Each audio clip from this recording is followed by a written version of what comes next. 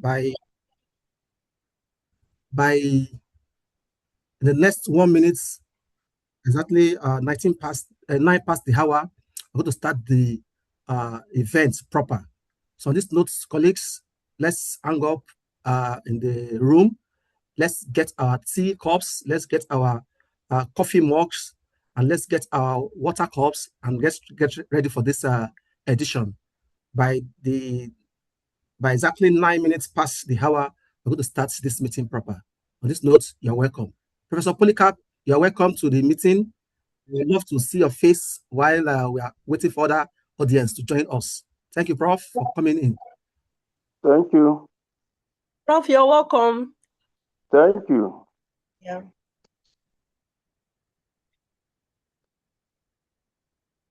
Are you seeing my face? Not yet, Prof. Not yet, Prof. I'm still waiting to see your face. We're waiting to see your face, and we're waiting to see your cup of tea as well. Okay. The other panelist, Dr. Valile, is in the room also, and we can see his handsome face with his glasses. But of course, he's waving hand to us. That's good, Doctor. But we're still waiting to see his cup of tea.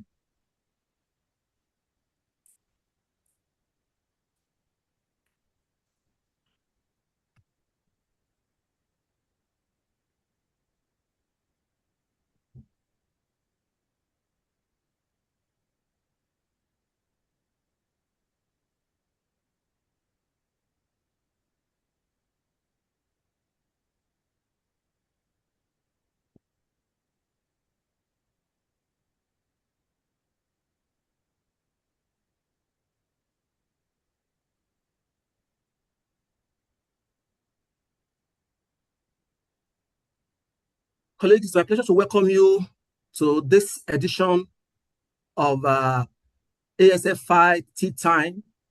It's a series event that has started since 2024, and today, 12th June 2026, marks the 7th edition. ASFI simply means African Science Frontier Initiative. And of course, we are glad to have you all in this room for this edition. My name is Samuel Adewale Abanigbe. I am a passionate and sustainable rural economy specialist in Africa. I have the passion to see that our rural environment meet up with the development of Africa. And on this note, I want to welcome you. I work with Tshwane University of Technology here in Pretoria, South Africa, as a research postdoctoral fellow. And I have my colleagues here with us in this room. I have Dr. Uchechi Bliss Onyedikashi as one of the co-conveners of this event. I also have Dr. Ahmed Abdon as one of the co-conveners of this event, and as well as Dr. Nejla Taha, who will join us very soon. And also, I want to use this medium to welcome our distinguished panelists to this event, Dr. Valile Duhai, who is also a very prominent member of ASFI. And I think it's important for us to mention that he has been one of the flag bearer of ASFI worldwide. And it's a pleasure to welcome you to this series of Tea Time 7th edition. Also, it's my pleasure to welcome Professor Polycarp Okafor.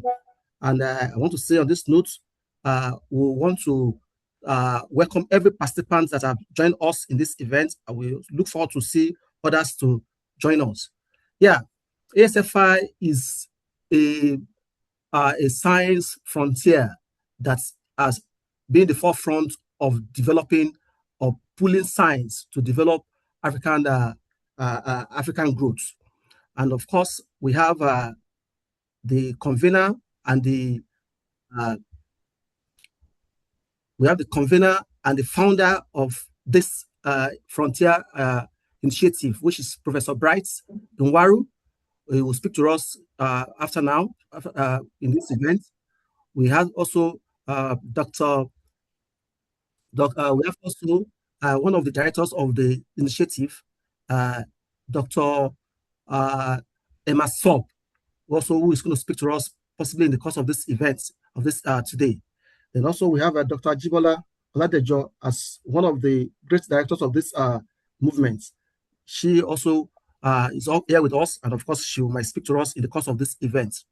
Yeah, this event is being powered by the General Assembly of ASFI, and the General Assembly is made up of every members that are volunteers to join this initiative to push African science.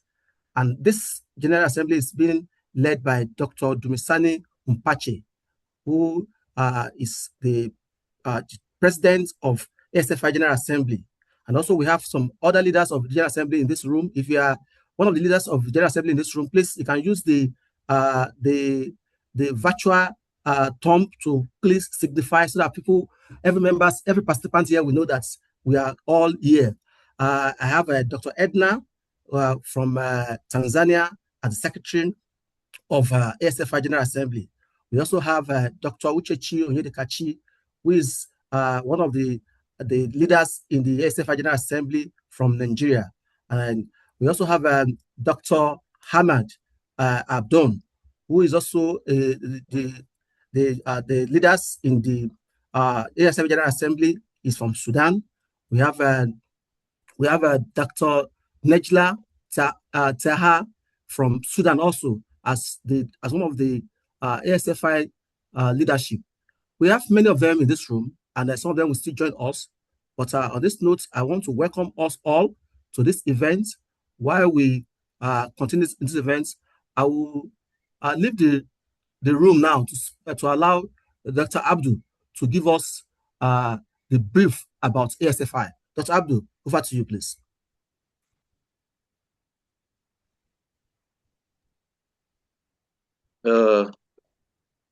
Good morning and good afternoon to all. It's my honor to be presented African Science Partner Initiative, ASFI, which is a movement that transforming landscape of science and research across Africa. ASFI, it's just like if you imagine that Africa is a scientific discovery and driven by Africans, for Africans. One of the visions, and we talk about the visions and the missions of the ASFI, is the African science to be moved by this scientist, the Pan-African movement, dedicated to empowering the next generation scientists through the mentorship and capacity building by innovations and research excellence.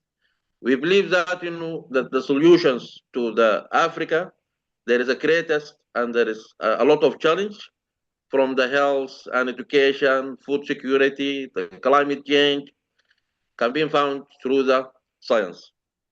And this is the visions by the ASFI, the missions, our mission that to equip the African researchers for the skills, opportunity, and network that we needed to become leaders and innovators and change makers through the training programs, really training programs, through mentorships, through change, through conference, research collaborations.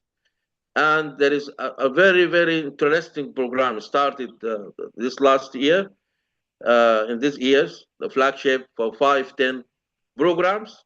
We choose from 5 regions from Africa, North, East, West, and Central Africa, from 10 institutions for training for 1 hour for very strong building and strong building capacity programs from connected scientific community across the continent. We believe that today ASFI bring together thousands of scientists from over maybe more than 45 African countries, which is creating opportunity, learning, and collaborations, and there is a good impact and outcomes. I'm inspired that most of about ASFI that it's not just about building career, it's also about building Africa futures, and it is nutrition of generation of scientists who is passionate about using knowledge and transform this life to community. ASFI message symbol that African challenge deserve African scientific solutions. So that we believe that together we are not just doing science, we are shaping future of Africa. And this is one of the program of lots of program that we are joined in this ASFI. So anyone that not joined to this great organizations, great gathering of scientists in Africa, I just believe that you're going to have a lot if you are just being with us to do lots of things to Africa. We can do that as a scientist, empower, connected, inspire, turn this knowledge into impact and research into transformations. Thank you, Sam, for that. And we believe that we have a good discussions with the greatest panelists, with the greatest organization. Thank you so much. Thank you so much. Yes, thank you, Ahmed, for this brief about ASFI. Colleagues, it's going to be very interesting. I want to quickly invite Dr. Ochechi to give us overview of tea time as well as introduce our guest panelists to this meeting. Dr. Ochechi, please, over to you. Unmute yourself. Yeah, thank you so much, Dr. Sam. It's always an excitement to be in ASFI Tea Time. And for the record, this is the 7th edition, and we've always had it wonderfully. And today is another day. So I will be briefly telling us what the Tea Time series has been like over the years, or over the time. Tea Time was established as an informal yet intellectually enriching platform that brings together researchers, professionals, and students to exchange ideas, experiences, and perspectives in a supportive and collaborative environment. The initiative was founded on the belief that some of the most valuable learning occurs through open dialogue, like we'll be doing today, shared experiences, like our panelists to be sharing with us, and meaningful engagements beyond the boundaries of formal meetings and conferences. You all agree with me that researchers are known for serious business.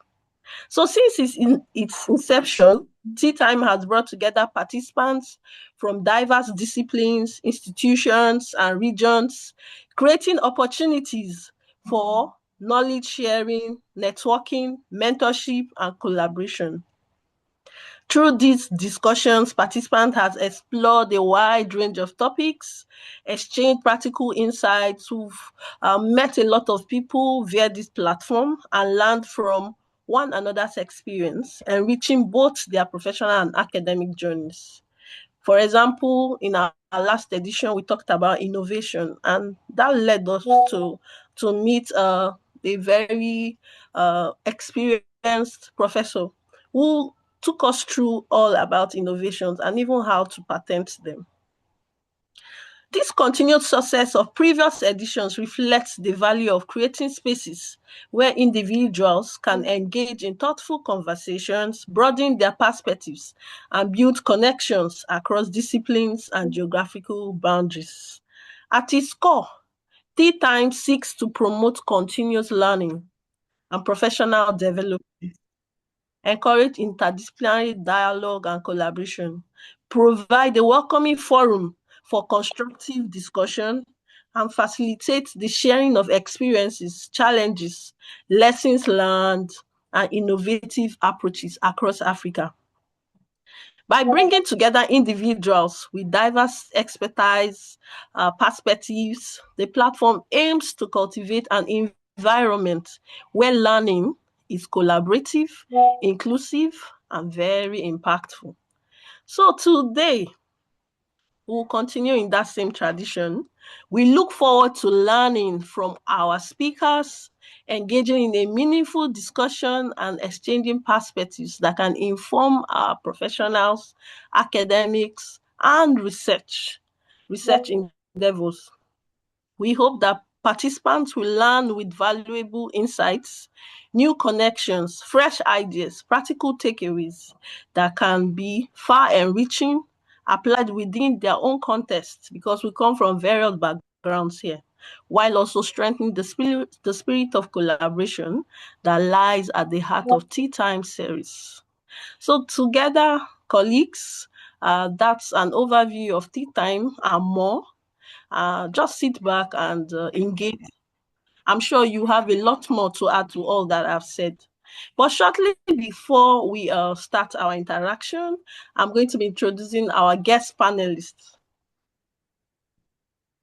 Permit me to welcome again to the room very distinguished individuals, and I'm going to be introducing them in no particular order, actually. Our very distinguished Professor Polycarp Nacheta Okafor from Nigeria. Professor Polycarp Nacheta Okafor is a renowned, distinguished professor of biochemistry.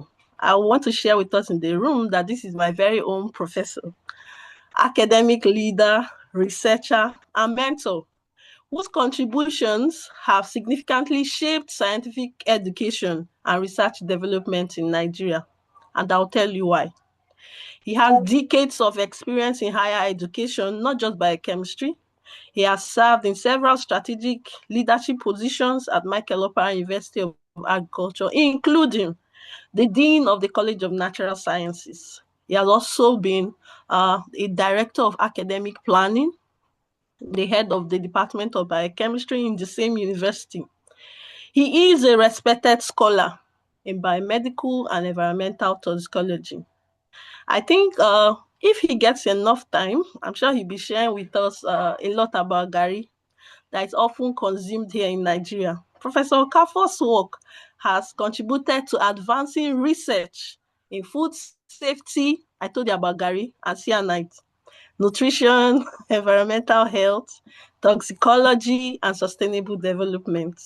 His research has explored critical issues affecting African communities, including food quality, dietary health, environmental contaminants, and what have you. Beyond research, Professor Okafor has played a pivotal role in strengthening academic quality assurance, curriculum development, accreditation systems, and institutional planning. As a certified accreditor and former director of academic planning, he has contributed to shaping academic standards, research excellence within Nigerian higher education, and even beyond. He is widely celebrated for his dedication to mentorship and capacity building. He has trained and inspired generations of scientists like myself, researchers, and academic leaders. His career reflects a deep commitment to leveraging science, innovation, human capital development as tools for addressing Africa's most pressing challenges in health, agriculture, education, and sustainable growth. So you agree with me that he's well suited for the discussion today. Again, I want to introduce to you Dr. Valin Dao Valili Dwai from South Africa. Prof, hope I pronounced it correctly.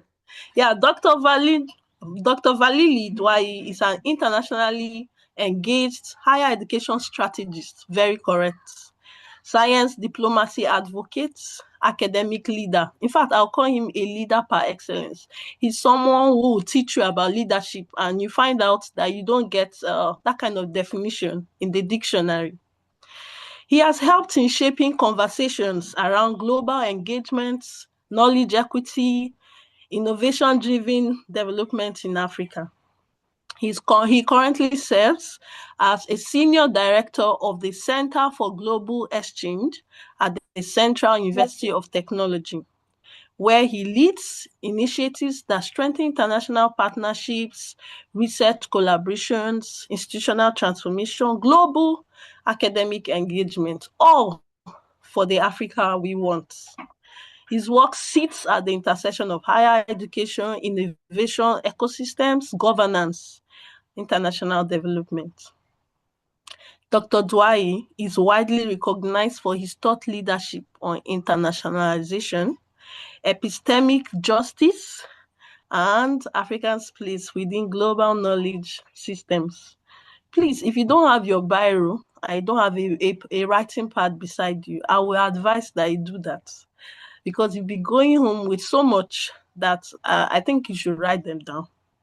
He has consistently advocated for a model of collaborations that moves beyond dependency and positions African institutions as equal contributors to global research, innovation, and policy conversations. His recent appointment to South Africa's National Reference Group on Internationalization of Higher Education underscores his influence in shaping policies that promote equitable, socially responsive, and globally connected education system. Please, are we reacting in the house? This is so much for a man who will be speaking to us today. Please, can you use the reaction button and please clap? He is a passionate advocate for Africa-centered innovation and transformative partnership. Dr. Douayi champions the idea that sustainable solutions to Africa's challenges must emerge from strong institutions like me and you. Inclusive knowledge production, collaborative leadership, and investments in scientific capacity. His voice continues to inspire conversations on how African scholarship can drive both continental development and global impact. So you agree with me that these two distinguished individuals are well suited, and they will contribute productively to our discourse this afternoon. Thank you everyone for listening, and please, let's clap again. If you're not clapping, then you're a suspect. Thank you. Let me clap so I will not be a suspect. So Yeah. I'm clapping. Now, thank you very much, Dr. Chechi, for the introduction and the overview of tea time. Colleagues, we want to go into the next session of this event by introducing to us an ice breaking. You're going to enjoy a video, and once that video is going on, a lot of questions will be posted onto us through the chat box. Let's use that chat box also to engage. Let's use that chat box to interact, and let's use it to collaborate. Colleagues, let's enjoy this ice-breaking video. Thank you. Water is life, yet for millions, it remains out of reach. In 2020, more than 400 million Africans lacked access to even basic drinking water, a reality that affects access to food, health, and every aspect of life. But there is hope. Science, technology, and innovation are reshaping what is possible, opening new pathways to secure clean water, improve sanitation, and drive sustainable development across the continent. To make this progress real, we need coordinated effort, evidence-based dialogue, and collective action. The solution exists. What we need now is you. Africa missed out on the first 3 industrial revolutions, and it is at risk of missing the 4th.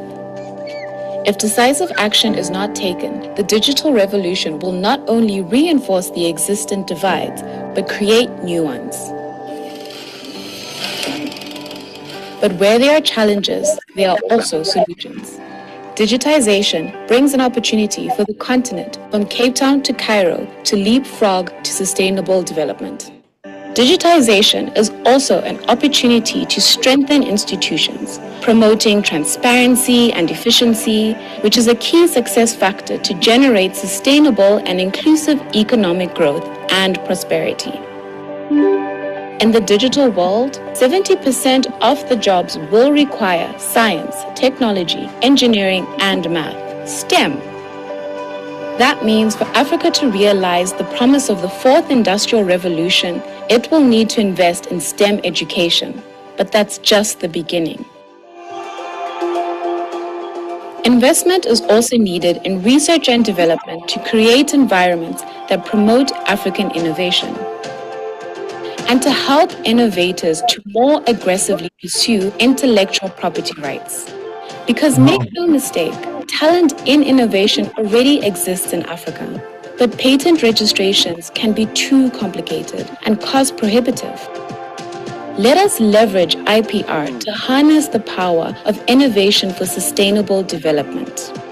This is something where everybody, including the private sector and the African diaspora, should be called to help with, to get involved in helping the continent reach its goals by supporting efforts to implement science, technology, and innovation strategies, and to promote STEM and intellectual property rights.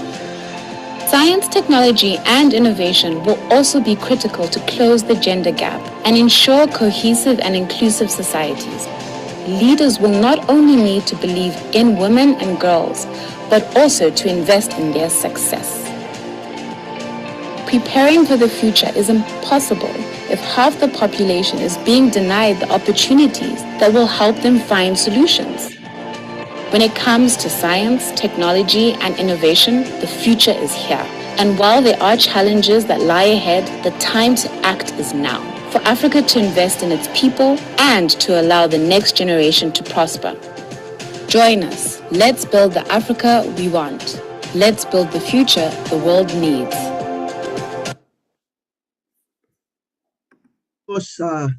Colleagues, it's very interesting to have this ice breaking, and that's going to set the pace for discussion today. And one of the probing questions that's come up from this ice breaking video is that, in one word, what is Africa's biggest challenge today? And I can tell us from the chat box here, I have Master Guardian mentioning that governance, and I can agree with her. Governance, corruption, leadership, poverty, poor mindset has been one of the challenge to African development. Colleagues, I'm not going to speak for the panelists, and of course, I know the panelists have a lot of information for us, but it's important for us to also engage and to interact in this edition for today. Colleagues, go to the chat box. Let's respond to the questions. The other question says, what scientific innovation has had the greatest impact on your life as an African? I can tell you, one of the things that I've seen about that impact is this issue of mobile money. Today, all of us has this concept of mobile money that support our development, that support our entrepreneurship development, that support our innovation development, and that to support our business. So we are moving forward. And the last question that's come from that video says, which sectors need innovation most? I want to leave that to us. There are a lot of options there. Is it health? Is it agriculture? Is it climate? Is it education? Is it governance? Let's look at that. Which sectors needs innovation most? Colleagues, I want to hang up now. Okay, thank you very much, Master, for your response also. He said health needs more innovation most. And colleagues, I cannot talk more. I will leave this room to Dr. Chechi. Somebody said epidemic disease, electricity, network, clean water. All of these things are unpacked to say that we need more innovation. We need more scientists to develop a collaborative discussion to bring about development. Dr. Chechi, please, over to you. Let's move further in the program into the panel discussion and interaction with the audience. Dr. Chechi, over to you, please.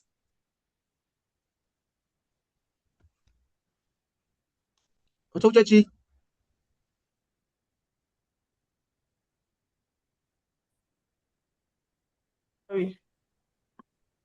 Sorry, please.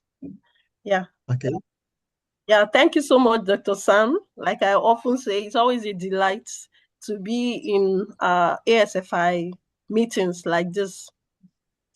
And today, my takeaway from the video we just looked at is four. I call them four-lettered framework: digitalization, education, research, and innovation.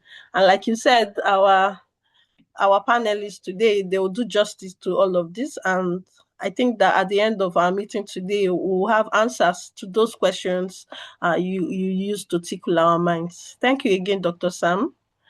So I want to welcome our invited guests, and I believe you're both ready, to do justice while we interact on this platform. And again, our discussion today revolves around how can scientific innovation address Africa's most pressing crisis today. By the way, I want to ask a question to everyone. What's research? What's research? What's science?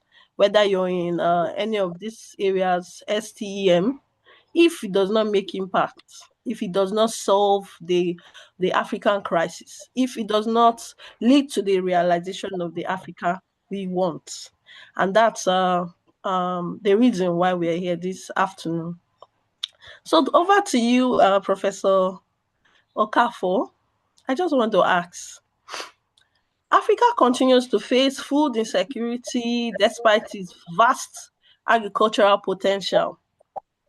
What does scientific innovation, what's its contribution, and how can it effectively transform Africa's food system over the next decade? Prof, are you here? Did you get that? Yes. Yes. I'm sorry, are you seeing my face yet? Hello, House? No, Prof. Because I've been trying to activate it, but it seems as it's muted. Anyway, hello, Prof. You can just go ahead. Yes, okay. can just go ahead. Yeah. Yeah, thank you for the question. And I want to thank the African Science Frontier Initiatives for inviting me to this program. Thank you so much. When we talk about why Africa continues to face food insecurity despite its past agricultural potentials, there are lots to say about this, but I'll just be brief about it. Well, one can say, why do Africans still face food security challenges despite its vast potentials? Potentials, for instance, in Nigeria, you have all kinds of plants, arable crops, good weather, good soil, and the rest of them. Why do we still have low production?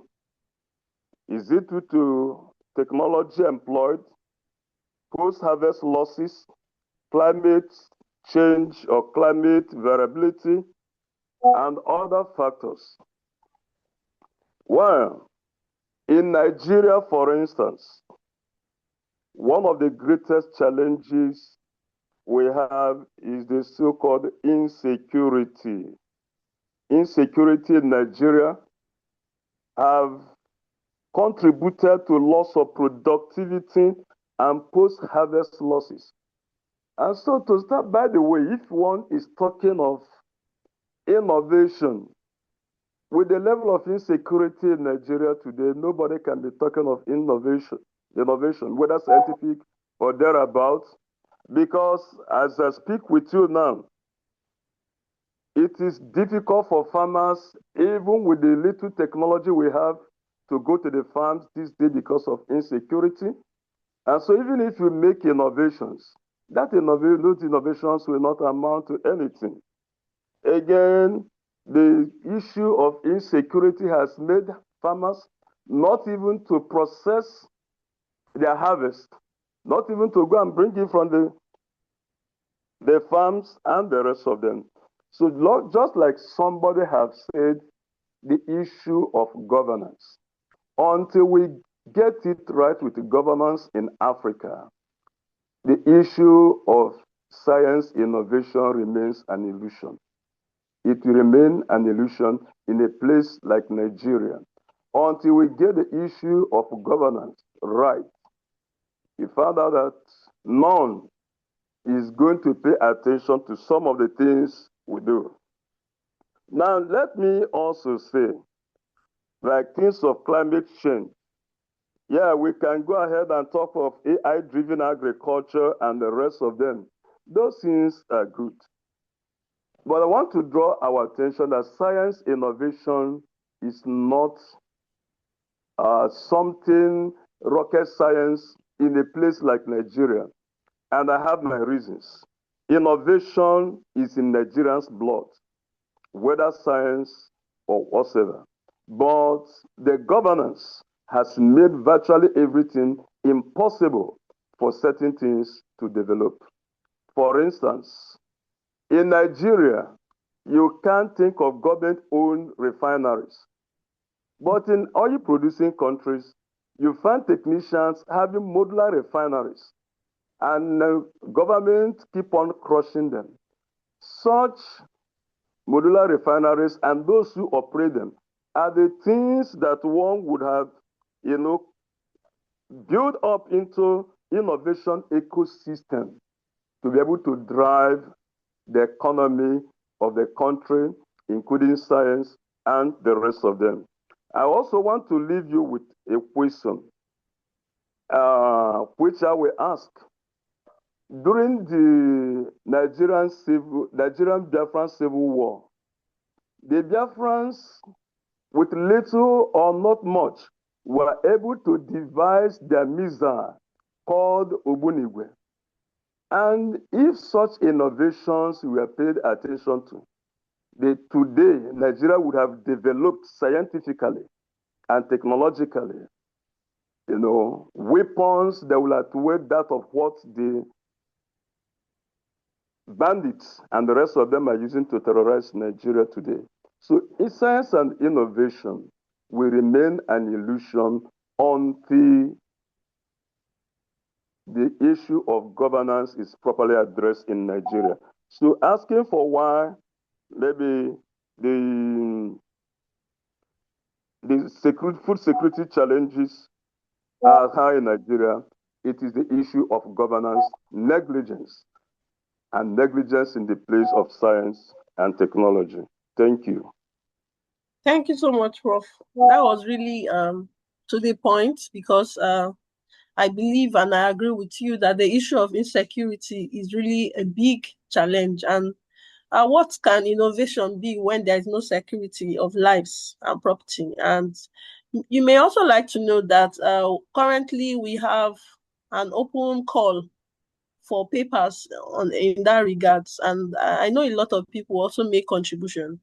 But I just want to know, Prof, the issue of insecurity, the issue of governance, like you've mentioned, how do you think investors can help solve these problems?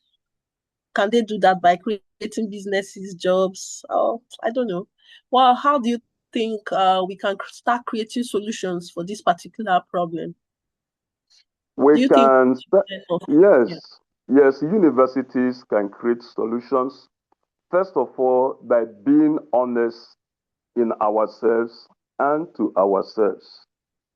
For instance, if you look at those who manage the institution's resources, get to so many of African universities, or some, and I'm talking particularly with respect to Nigeria, how many pay attention to things like scientific discovery? Rather, they will pay attention to developing big structures, things where money can come from. So we should begin to be honest. We should begin to think science. We should begin to think human beings. When you think of even the politicians, we have been accused in Nigeria that it is people that work in the university that help to rig elections and commit all kinds of some of these frauds. So if the system that's supposed to lead is itself corrupt, then we can't make headway in innovation. Because even if you bring money for scientific innovation, definitely corruption will eat it up. And at the end of the day, so it is paramount that those of us in academic system should begin to ask ourselves the question, how do we sanitize ourselves, sanitize our system, and create an enabling environment where real academic will thrive and where true learning without corruption will thrive. Without that, we can't say we are going to be able to solve the issue of corruption and the rest of them in the system, or contribute to the insecurity meaningfully when our hands are not yet clean. Thank you. Yeah, thank you so much, Prof, for throwing lights. I wanted to ask you questions on why you think these innovations cannot be achieved by African scientists. But I think you just responded to that question meaningfully by telling us it's about integrity, it's about credibility with regards to African science. So before we let in Dr. Dwai, I just want to know from your biochemistry point of view, and I believe a lot of people are waiting to hear your wealth of knowledge. You know, I told them about the Gary and the cyanide. How do you think that science can help solve health and nutritional problems in Africa? Thank you so much. Yeah, thank you, Prof. Yeah, how can science help to address growing burden of health and nutrition related challenges in Africa? Yes. Thank you. Well, biochemistry can play a lot of parts, very many. Health and the food or nutrition, they go hand in hand. Without good nutrition, there won't be good health. And so, biochemists can offer so much on food security and food safety, and have worked extensively in this regards of food security and food safety. The biochemists also can help by using pathogen tracking, such as PCR, to monitor things like foodborne pathogens and prevent outbreak of some foodborne diseases. And also in the area of fortification, food fortification, like our sister institution here at National Root Research Crop Institute here in Nomudike, have effectively biofortified cassava to have pro-vitamin A cassava, and which my own lab has also made a contribution in that regard. You found out that such biofortification has improved the quality of cassava by including pro-vitamin A in the cassava. In the issue of food contamination, one of the areas biochemists will also make meaningful impact is driving science that has a measure of truthfulness in it. Let me explain this further. For a long time, you made mention of cassava and gari and the rest of them. Yeah. It has been this view that gari or cassava contributes to the development of goiter in cassava eating populations and the rest of them. A view that has been held for many years. Yeah, but I found out that there's a little misinformation in this wise, because from my research of over 27 years, we have come to a conclusion that cassava cyanide in gari or whatever does not contribute significantly to goiter formation, because the truth is that something like thiocyanate, which is a cyanide metabolite that is found in cassava products, where they say is a competitive inhibitor of iodine uptake in the thyroid gland. The same thiocyanate is generated from cigarette smoking, and more of it is generated in cigarette smoking. And they found out that you can hardly see a chronic cigarette smoker who has developed goiter. And those who can lay hand on my inaugural lecture will find more on this, because I argue it and demonstrated that it is not 100% true, it's circumstantial. There are so many things in this information given about African food. Maybe they are looked from African perspective, the way you look at Africa, and say that they cause certain things which are not true.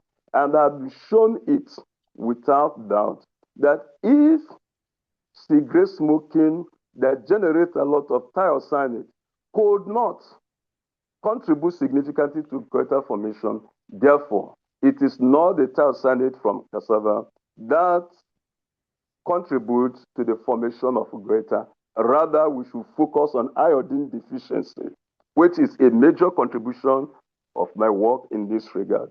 So what I am saying is that biochemists can sit down, reevaluate so many things that have been talked about our food, talked about our health, and find out which ones are circumstantial and which one have scientific basis. The ones that doesn't have scientific basis, we can still rediscover them and now tell people what actually is the contributory role, which factor is responsible for that. And so biochemists can do a lot or have contributed a lot. Also, we have also demonstrated the mechanism by which this compound called olifera, Moringa olifera, its anti-diabetic potentials through its modulation of protein transport, ion transport protein 4 in the system through AMP kinase. Wow. Fact, we have demonstrated beyond this thing. So biochemists can contribute a lot in science innovation through in-depth research and reevaluating what has been said about African food, African health, issues about Africa. Let's reevaluate these things. How many of them are true and how many are actually based on circumstantial evidences? Thank you. Yeah, thank you so much, Prof. I think you've really taken us deep, and you are also trying to reinforce that every researcher should go back to the drawing board and reevaluate the long-term knowledge we've had to be sure that they're in line with things that can form African solutions, especially to problems, pressing challenges, and crises in Africa. Thank you so much, Prof. I want to now go to Dr. Valindo. Dr. Dwyer, I'm sure you'll be waiting patiently for us. Please, can you now let us know how can scientific innovation contribute to solving Africa's most pressing developmental challenges beyond technology advancement alone? Dr. Dwyer, please. You can unmute. Unmute yourself. Thanks, Dr. Chechi.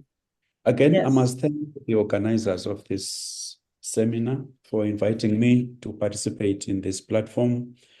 The whole team, as you indicated, I've been a member of this organization since 2020 when I was fortunate enough to be invited by Prof. Bright to be a member. So I've been enjoying the space since then. I've taken note of your question, Dr. Chechi, and I will respond. I just want to thank the previous presenter on what he has presented, the professor, on this particular topic for the day and the questions that have been raised. I just want to make a statement in response to what he has said towards actually answering the question that you have raised. That listening to the professor sharing that powerful knowledge, one would assume that these are the issues that we're hearing for the first time. We haven't had conversations and dialogues where we are critiquing these issues about our social lives. And it's for the first time that we're hearing about that, which wouldn't be true. And then I want to raise a question in answering your question, Dr. Uchechi. Why is it that we've got such a plenty of knowledge, learned people in our midst, well-celebrated scholars, who have knowledge, and yet we still fail to engage the knowledge for the advancement of humanity?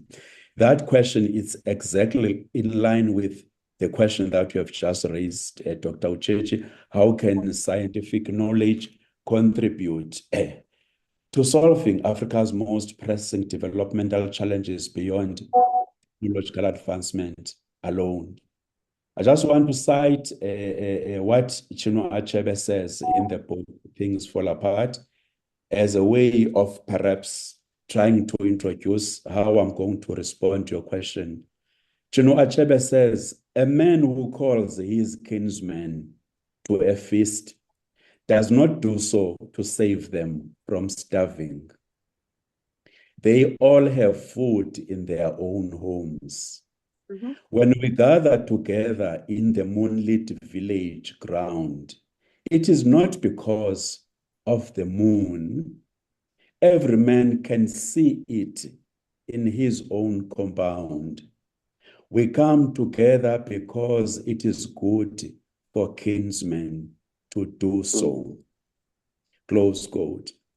The question is, are we able to make the right choices because we are human, we are social, we are fully committed to human flourishing, we are fully committed to the advancement of humanity? Why is it that we've got such powerful knowledge as it has just been shared amongst us as kinsmen under the moon, and yet we don't engage that knowledge in ways that can come up with impactful and sustainable solution? As Africans, we are resilient and we are sustainable in our lives because we are well endowed, not only with natural resources, but with the quality of the intellectual capital, which allows us to defend our identity and significance as Africans. It is just that we must be more intentional and professional in our approach, hence the need for these conversations and seminars has been organized today. So in answering your question, Madam Chair, I just want to say there are basically three problems that make us to be unable to engage issues as we should. And the professor has alluded to this matter of governance as the main problem. We need to know that there are three main variables that we need to try to embrace, to understand, for us to come out with scientific innovations to our societal problems and beyond technical advancement. The first variable, we have to know that we don't operate in similar context. Whatever we do will always be context specific. Secondly, whatever we engage in will always be power contested. And the Prof has talked to that we're in government, we're in university education, but we seem to embrace power in ways that defeat our humanity, especially as Africans. And that issue is related to the third one, which I'm going to explain specifically to answer the question. The choices that we make will always be actor-driven. How do we understand ourselves as actors in the system, as kinsmen under the moon, because we are supposed to do so? Are we able to understand ourselves that indeed we are naturalized to be Africans, to be uncomfortable with what could be seen as the plight of the other kinsmen in our midst. And therefore, if we can't make the right choices, we remain complicit in their suffering. Are we able to revisit who we are in terms of our natural order? That is our know-how. which is the embodiment of ourselves, before we can even check what is it that we should research about, what I would argue to be a know what. And before that research can be translated into a know that. Can we delineate the kind of knowledge that we have and we engage, be it in terms of research or in terms of innovation and beyond technological advancement, in terms of these three levels of order, the natural order, who we are, and the know-how that we are embedded with, which is part of our being. And are we able then, therefore, to go out there and check what kind of the know what, the researched knowledge that we must have in order to explain ourselves, perhaps, and elaborate on who we are without losing our identities. And then when we have acquired that knowledge, how do we make that knowledge to be at the level of the know that, the practical knowledge that must be made available to the normal kinsmen under the moonlight? Therefore, a program director, there are 4 areas which you shared with us and you said you must talk to: economic resilience and development, food security and sustainable agriculture, governance, institutional innovation and policy transformation, peace, security, and conflict resolution. I would delineate those 4 areas into the quadrants. I would say, for instance, take economic resilience and development, food security, sustainable agriculture to be on the left of your square. Put these 2 on the left and put governance, institutional innovation, policy transformation, peace, security, conflict resolution on the right. You will find that the 4 are related. The left bottom would be food security and sustainable agriculture. The left top would be economic resilience and development. The right bottom would be peace, security, conflict resolution. The top right would be governance, institutional innovation, and policy transformation. And when you compare the relationality between the 4, you are able to arrive at the point that the left is about not only the stagnation point where we are as Africans, but the potential to deepen that point in terms of what could be the materialist interest and political relations. But for you to solve that, you would have to think about the right bottom and the right top: peace, security, conflict resolution, and governance, as Prof has said. Unless you work on governance, you work on institutional innovation, you work on policy transformation, there is no way that you can solve all the rest. So this is how these are related, and therefore we need to think about leadership, about governance systems, about management systems as the lever, as the leverage, and the upscaling mechanism to the rest of the 3 areas. We continue to have these problems because, 1, the policies and the plans and the strategies that we have are never the proxy for the actual results that we must see. Why?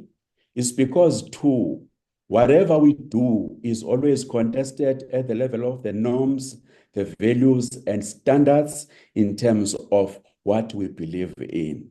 And for us to make the breakthroughs in all these things, in terms of research and innovation, in terms of the right choices beyond technological advancement, we need to question the choices we can make. We need to trouble our agency.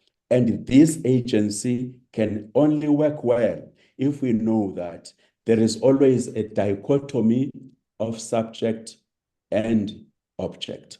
What are we talking about? What do we want to solve? Are we able to delineate the 2 in ways that we can avoid 2 things? Reification, in other words, treating these two as one, and also conflation, make it a point that any of these two is not the result of the other. Instead, we can distinguish between the two and check their relationality. So to answer specifically the question you have raised, Dr. Uchechi, it's all about agency. It's all about the choices that we make, which most of the time are not progressive enough, which most of the time reproduce the status quo, which most of the time are not emancipatory and reconstructive enough, either to advance the knowledge, and not just to advance the knowledge, but to engage the knowledge that is produced by our learned academics. Thanks. Thank you so much. Thank you so much. You can imagine all the knowledge Dr. Dwight have just dished out just in one question. So I believe a lot of us have been writing down. For me, my key takeaway is that there is need for African researchers to come together to co-create. I came across citizen science, which is science by us and science for us, for the Africa we want. And just like he took us back memory lane about Things Fall Apart, a book written by Chinua Achebe, that says that your kinsmen have gathered not because they are hungry, but I think they have gathered just because we want to share. We want to share amongst ourselves the problems that borders on us as Africans, and then how we can co-create solutions together. And that's my takeaway, Prof. You know, you're so intelligent. So please, can you just enlighten us more on how other international research collaborators can come together to ensure equity, mutual benefits, sustainable capacity development for Africa institutions? You know, a lot has been said today about governance, about people, about integrity, about progressive outputs, about, you know, moving science such that is able to solve Africans' pressing. So, but I want to ask this, maybe in few words, how can international research collaborators come together to ensure equity, mutual benefits, sustainable capacity development for African institutions, such that Professor Okafor will not just talk about what's happening in Nigeria, Prof, you not just talk about what's happening in South Africa, but we'll come to a common ground where we're able to create solutions that actually work in the African context. Thank you. Thanks, Prof. Dr. Uchechi. I think we have been lucky that you brought a South African and a Nigerian to this panel. By the way, happy Democracy Day to our Nigerian brothers and sisters. Thank you so much, Prof. Thank you so much. Let me talk to these big three. Actually, I will talk to the big two, Nigeria and South Africa, towards answering your question. Big three, Egypt, Nigeria, and South Africa, in terms of being the powerhouses of the continent. We know that Nigeria is doing very well in terms of research output at the level of academic leadership. They are doing well. We've just witnessed that from the professor. But the challenge, as Professor has just alluded to, seems to be at the level of what I would argue to be the management systems and the governance structures that must harness that good work in ways that it can be leveraged upon and be upscaled. Then you'll find a lot of academic Nigerians not identifying Nigeria as their home, but becoming people of diaspora, which is quite unfortunate. Now, you have got South Africa, which you would know that much as we've got 30% of, we've got 30 years post-constitutional democracy on our belt, or more than 30 years, but 80% of our economy is still in the hands of less than 10% of the population. And that population happens to be white people. So even if as we know from ASFI Forum, South Africa seems to be doing well in terms of research output. There are critical questions that we are supposed to ask. Which institutions in South Africa are producing that research?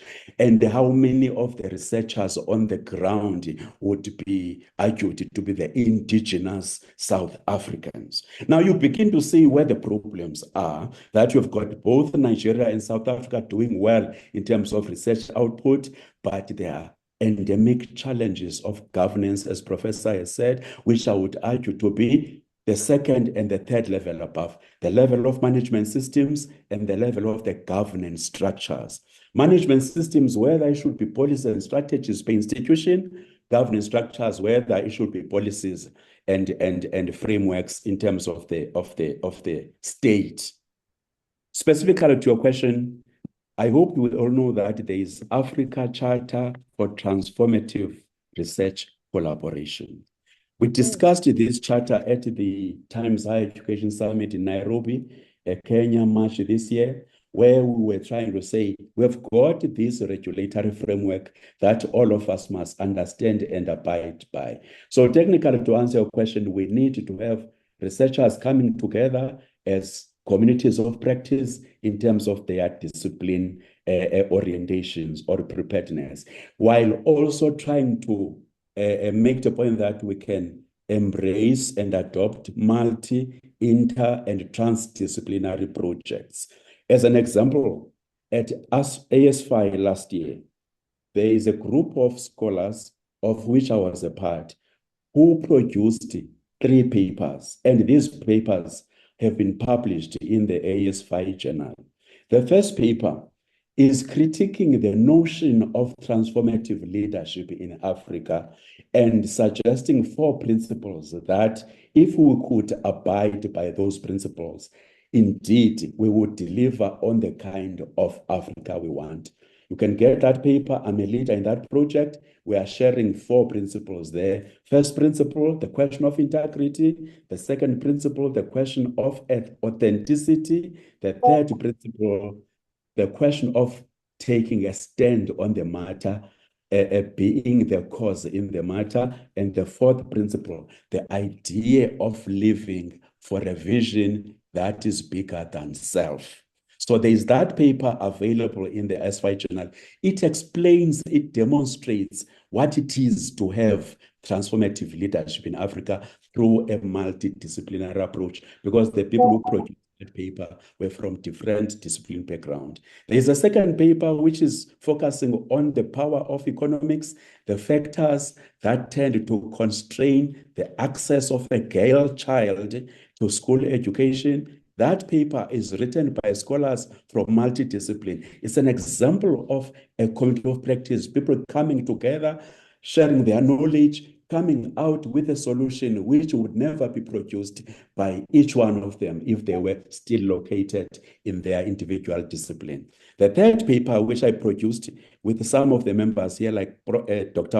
Ahmed and others, is focusing on the value of understanding health sciences and the question of malaria and dengue fever as to what it can be done about that, particularly from a critical realist perspective, where we must understand that any policy or a plan is not the proxy for the actual results.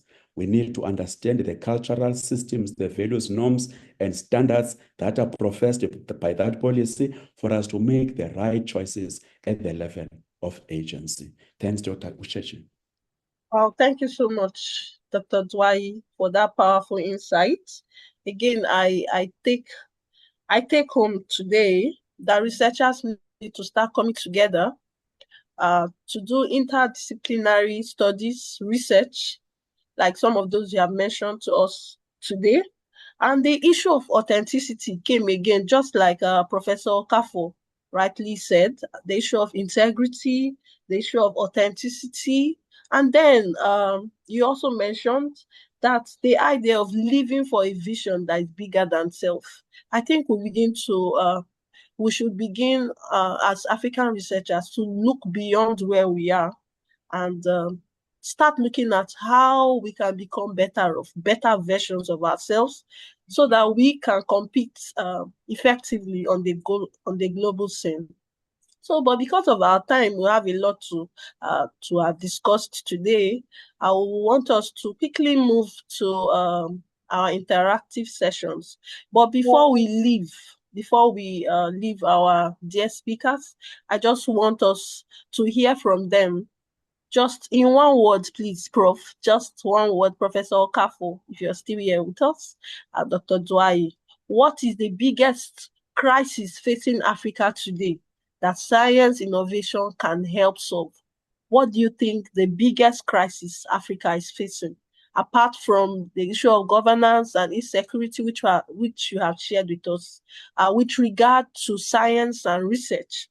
What do you think the biggest crisis? Take, for example, the SDGs. What do you think that when we solve, Africa will really grow, will really bloom, as it were? Can I hear just a word from you, Prof. Okafo? Can I respond? Is he here, Professor Okafo? Or Dr. Dwai, please? Yeah, no, thanks. You have referred to the matter of SDGs. And this question came at the beginning of this presentation, and colleagues listed on the chat box the kind of the major challenges that we're facing. I think as far as I'm concerned, we are facing health-related issues, which most of the time emerge from our food safety measures and then issues of peace. But the most important one is how do we manage our health in ways that our lives could be more sustainable. What do you think, Doc? What do you think about developing homegrown African innovations, like indigenous solutions for Africa? What do you think? That's exactly the point I was talking to when I said, not unless we can try to critique the question of the know-how. What kind of knowledge it comes out naturally in us is part of our natural order. Before we can talk about whatever knowledge is privileged from Eurocentric ways. For instance, I'm dealing with two projects that I'm leading in my office.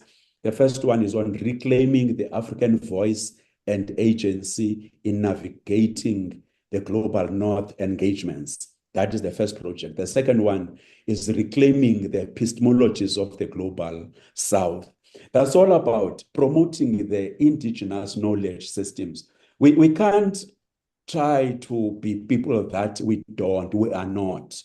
We are supposed to affirm and privilege who we are. In fact, the whole notion about innovation, there's a question as to whether what we talk about innovation is really only measured in terms of European standards. We know that European knowledge originally was our own knowledge, but it was appropriated in order to suit the political regime that came with colonialism. Why can't we go back to our basics and ask ourselves, who are we, natural order? Then begin to embrace to what kind of knowledge is lacking about what we know, and try to explain what we are before we can make that knowledge accessible to the general public. Yes, indigenous knowledge systems should be an answer in addressing the health-related issues. We've got answers to the health-related issues in terms of our indigenous knowledge, but just that knowledge doesn't seem to be privileged, to be affirmed enough, because the controlling systems for whatever are the political or monetary systems are not ours. So what can we do as agency to solve that is the question. Wow. I think that's a question for every one of us. Well, before Dr. Sam, are you there? I just wanted you to share. Yeah. Please, you can go ahead. Yes. I don't know if Professor Okafo is still on the call. Prof. Okafo, is he still here? I don't think so. I think we need to move now because of our time. Okay. And I want to use this platform to appreciate Dr. Dwai for his contribution and how he has sparked the discussion. It's important for us to know that Africa has developed. Of course, we have a lot of challenges that are with us, but of course, we have had a lot of innovative development as an African, and this cannot be ruled out. And that's what to make me to probe further by putting this question to the audience. And I want to do some spot check. I might call 1 or 2 or 3 names, and I just want you to speak to us in 30 seconds each and to respond to some of this question. And one of the questions I want to pose to the audience is that amidst these challenges that are bound, that's affecting our development, okay, what is one innovation Africa cannot afford to ignore? I can observe Professor Fadullah Issa in the room. I don't know if Professor Fadullah Issa can unmute and just speak to us in 30 seconds. What do you think is one innovation that Africa cannot afford to ignore? Just 30 seconds. Professor Issa, if you are here, please quickly unmute and respond to that question. Just in one word. 30 seconds. Excuse me, please. I'm here. Yes, please, can we turn on our videos, our camera, okay, yeah. so our picture sections, yeah, while we are speaking. Okay. Yeah, okay. That's good. Thank you, Dr. Uche, for that. That's good. Okay, if Dr. Issa is not here, let me call on Dr. Kezia. I can see her also in the room. Can you just speak to us in 30 seconds? What is that innovation that we cannot ignore as an Africa, despite our challenges? Dr. Kezia? Oh, okay. Okay, yeah, please, Professor Bryce, can you allow our participant to unmute? Yeah. Okay, I can also unmute you. Dr. Issa, let me see. I can see Dr. Issa. Dr. Sam. Yeah. Don't forget that in one of our seminars, we agreed that innovation is not an end in itself. Innovation is a process towards what is realized. Yes. Dr. Issa, I think I've unmuted you now. You can speak.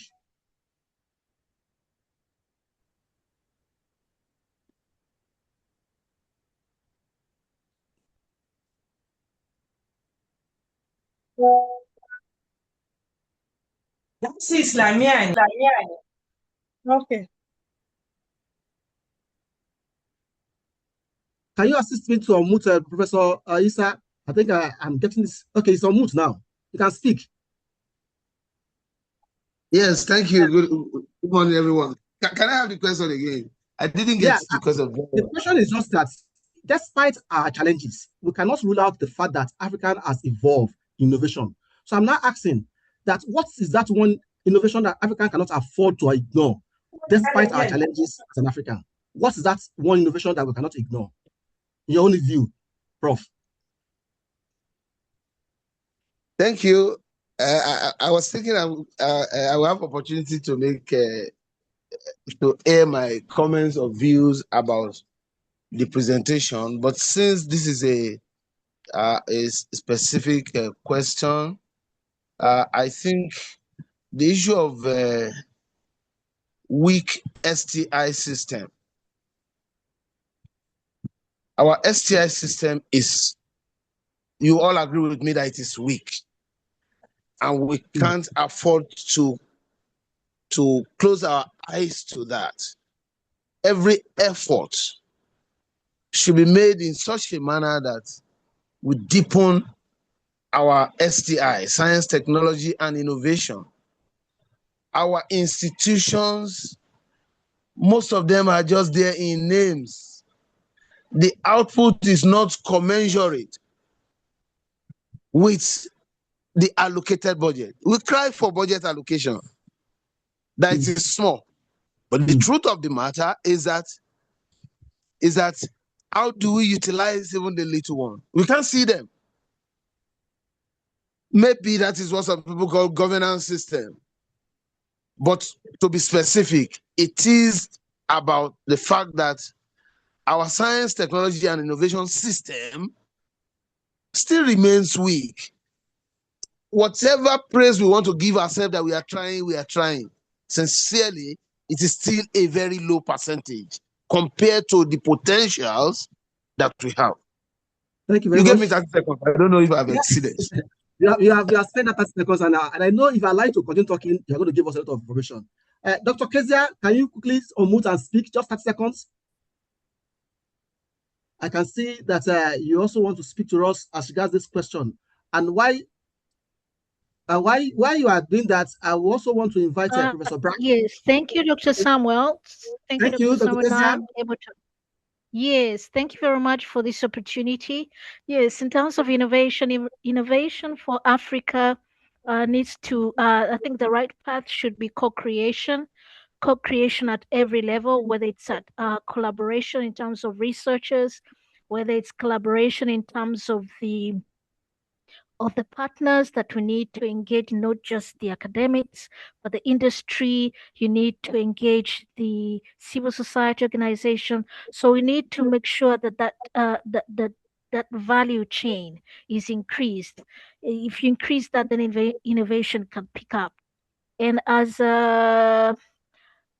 one of the presenters earlier said, that we need to ensure that these indigenous innovations are being picked up again. They were there before, but there was in between that happened, but still it is now our duty to go back and revisit that and make sure we amplify all those indigenous knowledges that were there. It is our duty now as researchers to take it forward, bring them up, let them be known and integrated with the modern technologies. Thank you very much.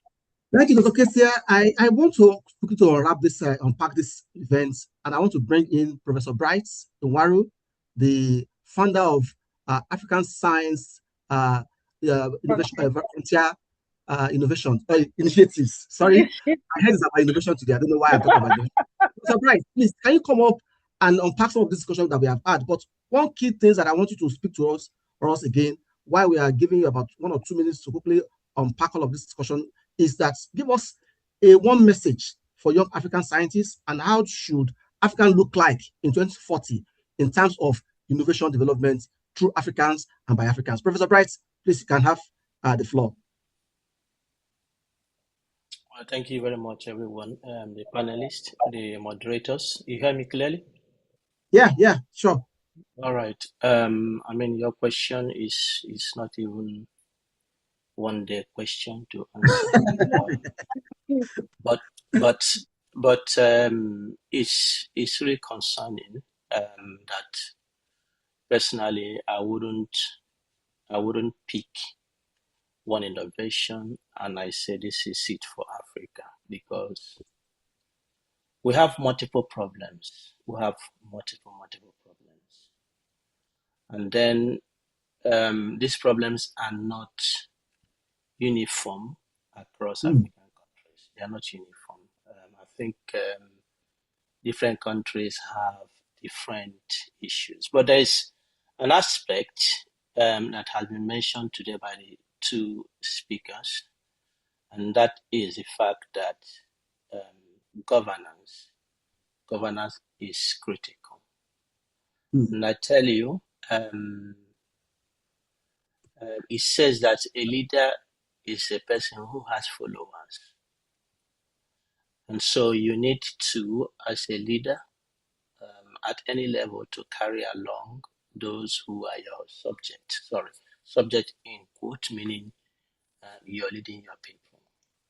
So if we have pegged the main issue to be around governance, not that Africans are not innovative enough, they are not creative enough. They are doing their best, but governance becomes an issue. Then what Dr. Kezia was alluding to is very critical. I would say, well, I don't know if I call it innovation, perhaps it is, to say that Africa is in their need of getting the selection process of who is a leader right. In many countries in Africa, because that process is not right, we are getting very bad leaders in our country. And once that happens, there is nothing else that you do, because everything falls on that. There's nothing that will move. So if Africa needs to get the innovation right regarding our electoral system, I think that is very, very crucial, so that you bring a leader that you can hold accountable. But today, African leaders are not accountable. Why? Because you are not the one who brought them there. To conclude, Dr. Kezia was saying co-creation, and I think we need co-creation when it comes to election. Let's have a roundtable discussion. How do we move as a people? Because we are not moving in the right way, actually. One is that we are moving in the wrong direction, and two, we are too delayed even in the direction we are going. We are too far away from where we should be. So we need a conversation, come at the table and discuss with our industry, people in the society, government, as ourselves, look at our faces. Where are we going? And then we can establish a process to bring leaders. If we get the issue of governance right, everything is on top of it. I think Africa will move quickly to the right direction. Thank you. Prof, I know you are concerned with the time, and I know you have a lot of information to give to us in this forum. But of course, colleagues, this conversation will continue, and we will continue to discuss and look at the ways we can drive our development as an African through us. And one of the key things, one takeaway that I have in my mind and I take from this meeting today is that everybody, every speaker, even through the chat box, have alluded to the fact that we need to revolutionize our governance system in Africa. And I want to leave this by saying that those of us in academics who are part of leaders in Africa, let us try to be ethical in our own bits to be part of the revolutionary system of good governance, good leadership that will be devoid of corruption in Africa. Professor Obolika mentioned one thing which I want to take to my heart, that most of our leaders in our academic system, they focus more on building structures, building houses, right? But they focus their budget in doing all of these things because they feel this could be a platform for corruption. But of course, we are all going to face it. Colleagues, it's a bit from this meeting this afternoon that we must revolutionize our governance in Africa, enable to have innovative development. It's very interesting to have us all in this meeting. Let me call on Dr. Edna Ngwajule, the Secretary of ASFI General Assembly, to give us a vote of thanks. Dr. Edna, please unmute yourself and speak to us just in 1 minute, vote of thanks.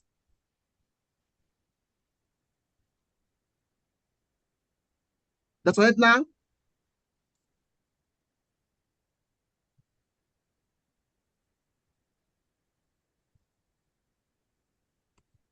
Dr. Edna? Okay. Thank you. Thank you, Dr. Sam. Now I'm able to talk. Esteemed speakers, colleagues, and participants, good afternoon from this side. Sorry, may I put off my video because my internet is not that stable.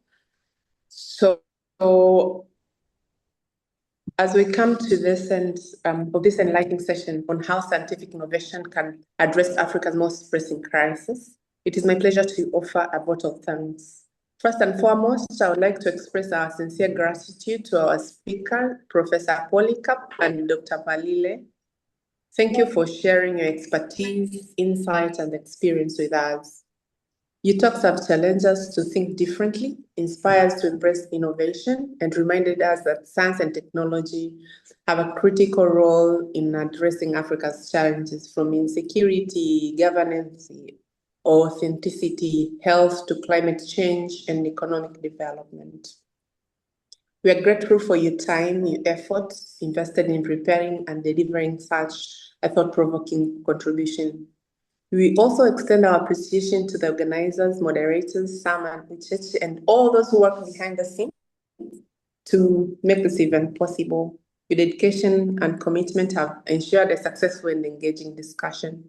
To all participants and attendees, thank you for your presence, thoughtful questions, and active engagement. The value of gatherings such as this lies not only on the talk, but also in the exchange of ideas and collective commitment to find solution to our continent. As we leave this session, may we carry forward the important message that scientific innovation is about co-creating and creating practical solutions that may improve our lives, strengthen communities, and shape a better future for Africa. On behalf of the President of ASFI leadership and everyone involved, thank you to our speakers, our organizers, and each one of you for contributing to the meaningful event. Thank you, Have a blessed rest of the day. Thank you, Dr. Edna. I know you wanted to talk more. Dr. Edna is talking to us from Dar es Salaam in Tanzania. Colleagues, because of our time, let me quickly invite Professor Bright Inwaru to give us closing remarks and some specific announcements as we round up this session of 7th edition of TISA. Professor Bright, over to you. Yes, thank you, coordinator, colleagues. I'm quite humbled by the direction of our discussion today. I have to tell you, sometimes when we discuss African issues, there is a way we express it in Nigeria that my heart runs into my stomach because Africa's issues can be frightening. But colleagues, it's not a call to make us afraid. I think it's a call to really highlight the fact that we need to take the bull by the horn.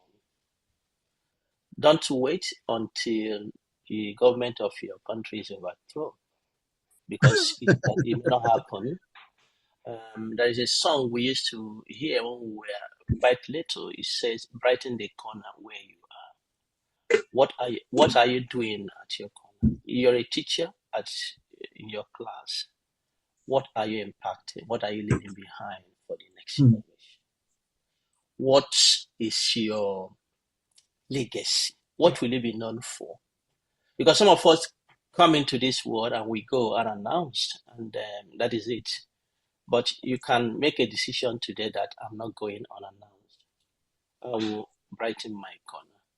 That is what is required. And if that is what you get, I think you're so innovative, actually, and creative. You have impacted the world. So I challenge us all.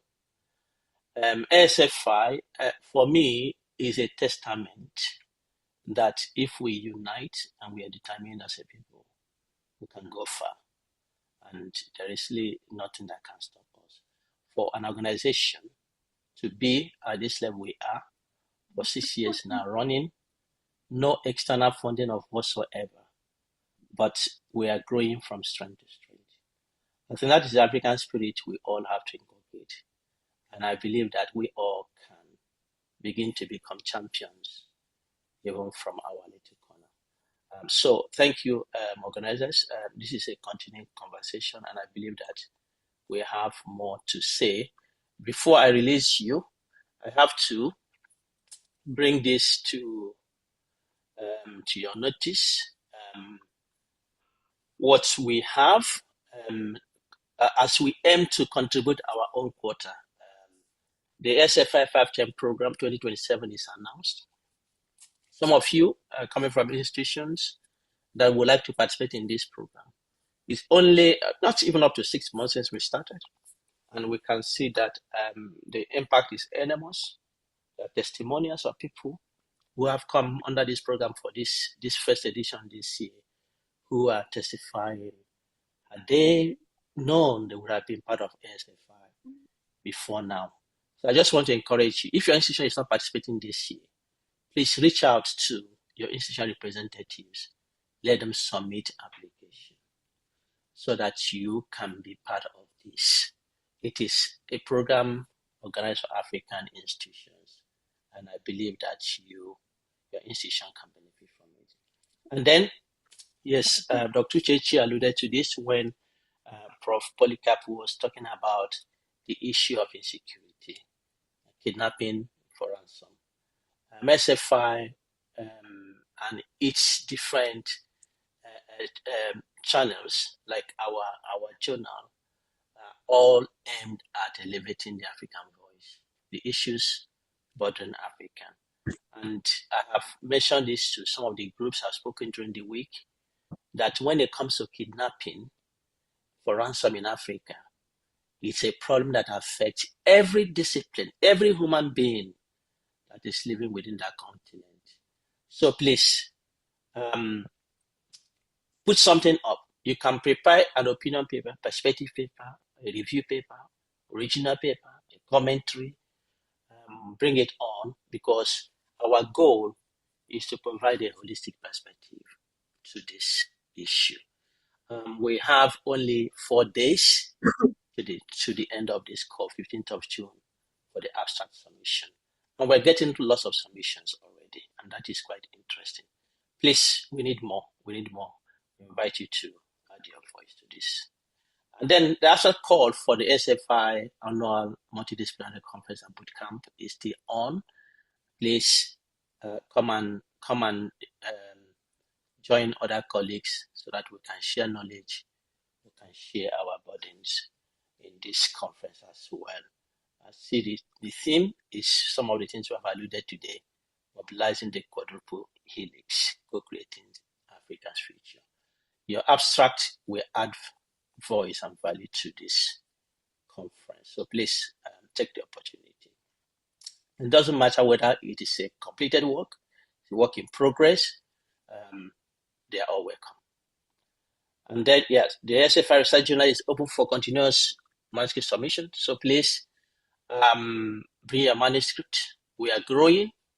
And I tell you, this journal, due to how we are driving it, will go far.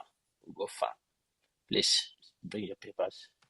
And then, yes, recently we announced this, no hidden thesis anymore. Many people finish their thesis and it is left somewhere.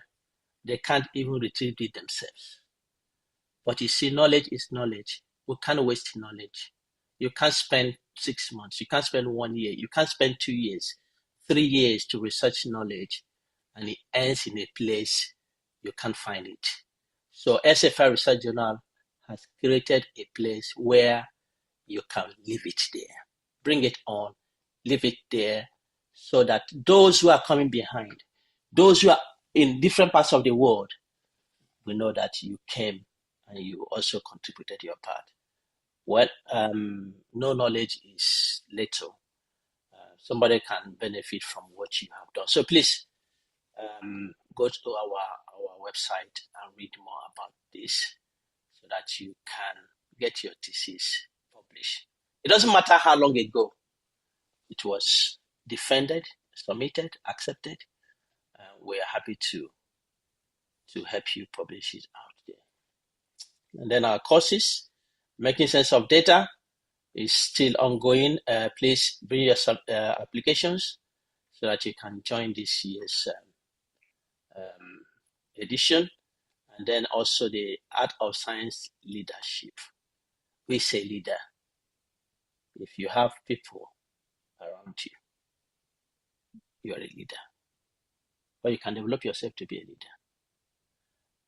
This is specifically and tailored for scientists, academicians, researchers.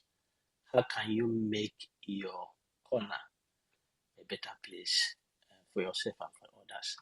All right, thank you very much, Dr. Samuel Abanibe, Dr. Chechi Onyedikachi, Dr. Ahmed Abdul, Dr. Neklia Taha for today's program. And I wish you all the best in future editions. Thank you. Yeah, thank you, Prof. Thank you, colleagues. It's nice being here today again in this 7th edition. And I'm very sure all of us are well equipped and we are energized to see the next edition coming up. And on this note, I want to say the next edition is coming up on the 11th of September 2026, which is going to be the 8th edition of ASFI Tea Time. Watch out for the advert. Watch out for this edition. And of course, until then, we're going to have a lot of discussion, a lot of engagement, a lot of collaborative work to continue to develop Africa through science. On this note, and on behalf of all the convener, I want to say thank you again for joining us this edition, and we hope to see you again on the 11th of September 2026. On this, from my side here, thank you. God bless you. Thank you. Bye. Thank you. Thank you. Thanks so much. Thank you, everyone, for a great Thank you. presentation. Bye-bye. Bye-bye. Thank you to such a great time.